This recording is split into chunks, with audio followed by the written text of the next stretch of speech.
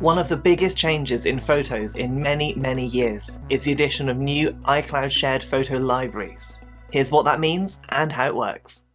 So I'm going to go into the Settings app, and then from here we're going to find Photos. On this screen, we're then going to tap onto Shared iCloud Library, and we're going to invite whoever we want to join that library. You can have up to 5 other people joining this library, but the person who sets it up is the person whose iCloud storage is going to be used when other people add their photos. So it might be worth doing it with the person who's got the largest iCloud storage left. Then you can choose what pictures you want to share from your personal library into the shared library. You can choose to have all of your pictures after a certain date, or you can manually select. Now I've got about 95,000 photos, which yes, I know is a bit ridiculous, so I'm going to go on to manual. From here, we're then going to choose which pictures we want to move from our regular personal iCloud library into the new shared one. I'm going to select a couple of pictures of Polly here, maybe one of Polly and Mr. Tibbs, and they will then be ready to go into that new shared library. Before we confirm all of this, we get the chance to preview our selection. So when you tap onto preview, I can see the 4 pictures that I've chosen and nothing else. But in the top right hand corner of photos, I can toggle between the new shared library, my old personal library, and a combination of both libraries. I can do this to check that the pictures I'm sharing are the ones I definitely want to share. Then, when I'm happy, I'm going to press continue and I'm going to invite Polly.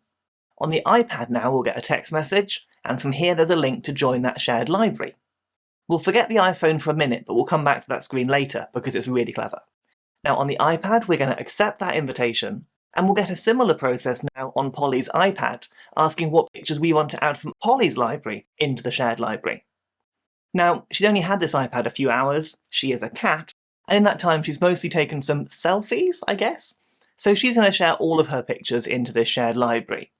Again, we can preview this and make sure we're happy, and then when we confirm, we've joined those 2 libraries together across the 2 iCloud accounts.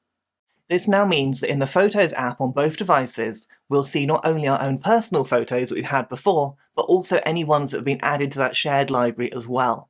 We can toggle this on or off, just like before, by using that button in the top right corner, but this does mean that you can then share family photos together in a really lovely way.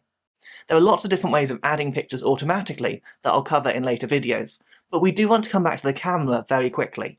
So on the iPad now, I'm going to open the camera app, and here's Polly hard at work having an afternoon snooze.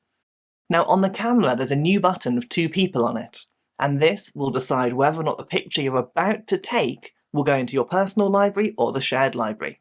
If the button's lit up, then it will go into the shared library. If it's greyed out, it will go into your personal library. This is really useful, especially if you're on a group trip or you're with family and friends and you know that all the pictures you take you want to share automatically. Be warned that in the shared iCloud library, edits can be made on any device and they'll synchronise just like they would do in your own personal library, and if someone deletes a picture on one account, it will be gone from the others as well.